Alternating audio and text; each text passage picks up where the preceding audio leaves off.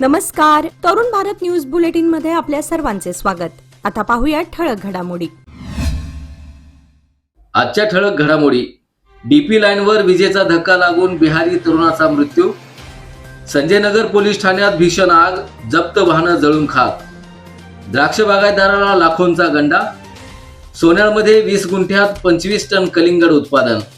महावितरणच्या मान्सूनपूर्व देखभाल दुरुस्तीची कामं आता सकाळच्या सत्रात होणार। आता पाहूया सविस्तर बातमीपत्र।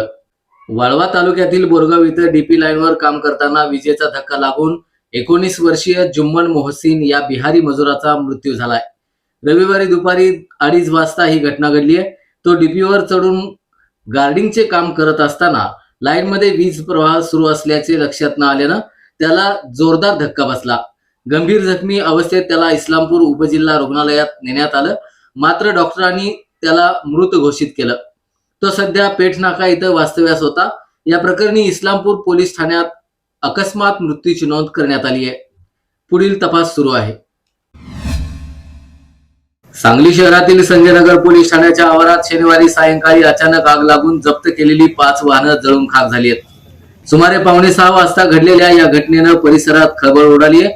कडक उन्हामुळे तापलेल्या वातावरणात उभी असलेली रिक्षा, 4 चाकी, ट्रक, डंपर आणि टेम्पो ट्रकने अचानक पेट घेतल्याची माहिती आहे।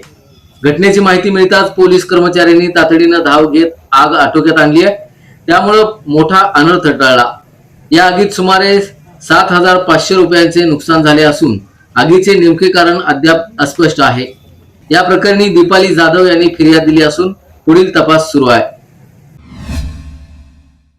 सांगली जिल्ह्यातील कौलापूर मधील द्राक्ष उत्पादक शेतकरी शशींद्र पोतदार यांची तब्बल 4,57,855 रुपयांची फसवणूक झाल्याचा धक्कादायक प्रकार समोर आलाय। विजापूर तालुक्यातील अनिल कोठ्याळ यानं 2024 मध्ये ओळख करून घेत द्राक्ष खरेदीच्या नावाखाली 4,373 पेट्या माल घेतला। एकूण व्यवहार 5,57,000 ठरला असताना सुरुवातीला केवळ 1 लाख रुपये देऊन विश्वास जिंकला, मात्र उर्वरित रक्कम देण्यास टाळाटाळ करत दिलेला धनादेशही बाउन्स झाला। यानंतर फसवणूक उघड झाली। या प्रकरणी सांगली ग्रामीण पोलीस ठाण्यात गुन्हा दाखल झाला असून पोलिसांनी तपास सुरू केलाय। घटनेमुळे शेतकरी वर्गात सध्या संतापाचं वातावरण आहे। सांगली जिल्ह्यातील सोन्याळमधील 22 वर्षीय शेतकरी काशीनाथ सोरडी यांनी प्रतिकूल परिस्थितीतही 20 गुंठ्यात तब्बल 25 टन कलिंगड उत्पादन घेऊन आदर्श निर्माण केलाय।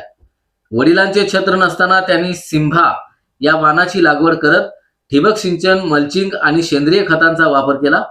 सुमारे 60,000 खर्च करून नियोजनबद्ध शेती केली आहे। दुष्काळ, कमी पाणी, अवकाळी पाऊस आणि गारपीट यासारख्या संकटावर मात करत पीक यशस्वीपणे जोपासलं।